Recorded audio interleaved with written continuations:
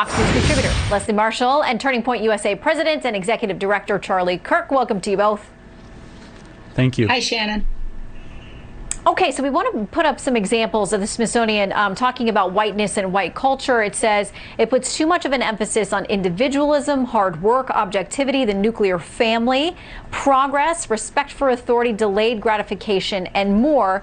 Charlie, it says, you know, those are themes that white culture has accepted as the ones to pursue. And because of that, it's become the dominant culture for the entire country. I'm not so sure they're saying that it's negative, but they're certainly pointing out that it's something that is about whiteness. What do you make of this? Well, I think it's incredibly racist and divisive to try to attribute things that are applicable to all human beings by a specific race. I mean, you look at the Black History Museum, of which this was the page on their website. Conveniently, they don't have Clarence Thomas as part of their museum, which is just very interesting because he happens to be one of the few conservative black individuals that are outspoken in today's times. And you look at this pamphlet, and it's a complete and total misrepresentation. For example, hard work, delayed gratification, the scientific method.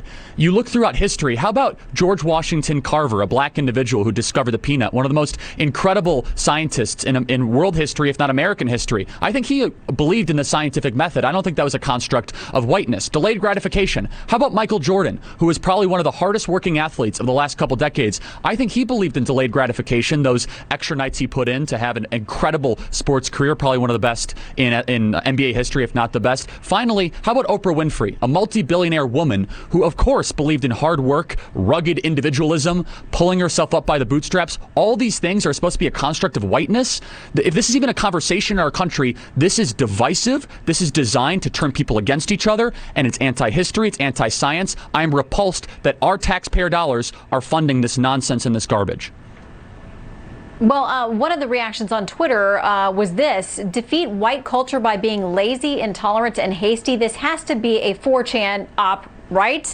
This is so racist, referring to this stuff at the Smithsonian. This is so racist to people of color, I don't even know where to start. What do you make of it, Leslie? Well, first of all, I find it interesting that Charlie mentioned Oprah Winfrey and Michael Jordan, because they're two people that have been, as of late, very outspoken regarding the Black Lives Matter movement, which, as we know, is a movement not just by blacks or people of color, but by whites as well, who are crying out regarding racial injustice. Now, as a white woman, did I ever have difficulty in my life? Absolutely. Did I ever have to work really hard? Absolutely. Do I remember my mother having to use food stamps? Absolutely. The difference is that when I wake up in the morning, or Charlie for that matter, being a Caucasian male, we don't have to think about our race added into all those elements of our daily life. Oprah Winfrey had to, and still does.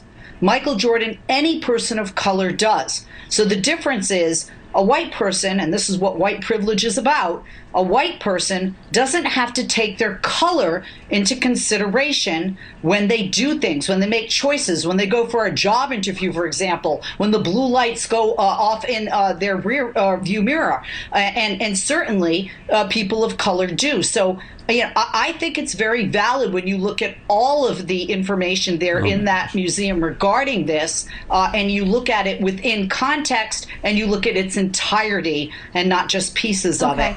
I don't find it racist. I find it reality.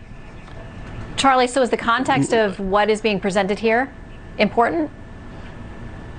Well, look, Leslie, I have to be honest. I always consider to be very reasonable. Not anymore after what you just said. I mean, for you to try to say that what is being presented here should be attributed to any sort of racial group is incredibly racist. I let you finish. I let you finish your nonsense. Let me finish my facts, because if we even entertain this incredibly pernicious idea that hard work, the family, the scientific method, going to church and doing the right thing is an attribute of a skin color, then you are the racist. Okay? You're the one that is trying to advance racial division. I believe in the American ethos. E pluribus unum, out of many one. I don't think this is a white attribute or a black attribute. I think this is a human being, success, flourishing attribute. I cannot believe that someone would defend something like this. Yeah. Okay, let me give you, Leslie, a quick final word here. I think it's actually disgusting that you would form an opinion of me or anyone, whether positive or negative, based on one thing that they say versus numerous things they've said over the years. One, two, I'm offended that you would call me a racist. I think if anybody looks at my family portrait, that's laughable. And then, in addition to that, I also think it's terrible that we white people claim to know the struggle of any person of color. I certainly don't. I can't speak to that, and I do believe that the museum is. Okay. All right, I do think you all agree on many important things. Clearly not this, so we'll leave it there. Leslie and Charlie, both please come back soon. Thank you. Thanks.